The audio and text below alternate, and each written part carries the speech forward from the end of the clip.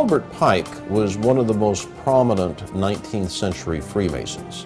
He joined the fraternity, I believe, in 1859, just before the Civil War. He was a scholar of ancient languages, was very familiar with what we would call comparative religion today, and he was given the task by the Supreme Council for the Southern Jurisdiction to rewrite their rituals. And this he did just before the Civil War, and then after the Civil War, he was elected Grand Commander of the Southern Jurisdiction, and he served in that position until his death in, I think, 1891. Pike held the office of Sovereign Grand Commander for the Southern Jurisdiction, which is based in Washington, D.C. Albert Pike's great contribution to the Scottish Rite is his book, Morals and Dogma of the Ancient and Accepted Scottish Rite of Freemasonry. On the title page it reads, "Esoteric Book for Scottish Rite Use Only, to be returned upon withdrawal or death of recipient." It's given to the new Masons after they've gone through a series of stuff. Then they're given a copy of Albert Pike's book.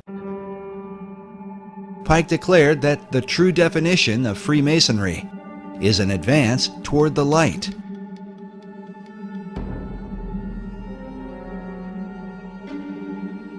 The question then becomes, what is the light of Masonry? Many believe the answer comes from Pike's own words. In Morals and Dogma, Pike wrote, "Lucifer, strange and mysterious name to give to the spirit of darkness. Is it he who bears the light? Doubt it not."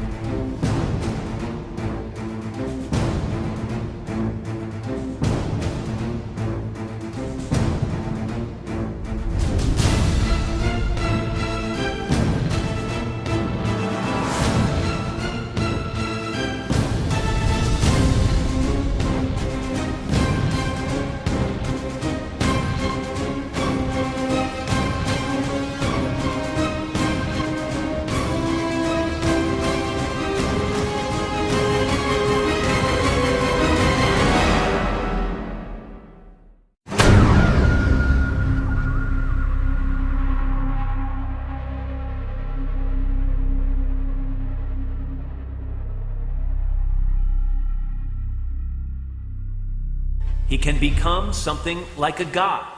You might be surprised to learn the founders had a similar idea. There is a painting in the Capitol. Yes. Tell me about it. Well, it's a painting that I was shocked to find was there.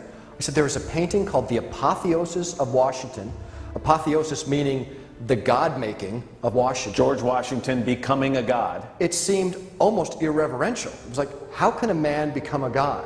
But it really, to my eye, and to other historians' eye, catches this concept of the power of man. Again, can you imagine anyone putting forth that notion of politicians as gods? Right. Here we are in the 21st century. Well, you'd be run out of town. You'd be run out of town. There was a statue of George Washington that sat in the Capitol. He was unclothed. It was a model of a statue of Zeus. It was George Washington as a god. Right. Kabbalists say 13 represents man's ability to go beyond the zodiac, to ascend above the stars of heaven. With this in mind, consider this phrase inside the Library of Congress: "Too low they build, who build beneath the stars." For Kabbalists, the number 13 is not unlucky, but refers to their concept of God. The word Shekinah represents the manifestation of God's glory.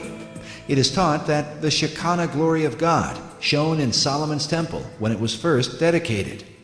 This picture shows a group of Freemasons reenacting this dedication ceremony. But in the Library of Congress, we are faced with an interesting puzzle, as we find these words painted on the wall: "The true Shekinah is man."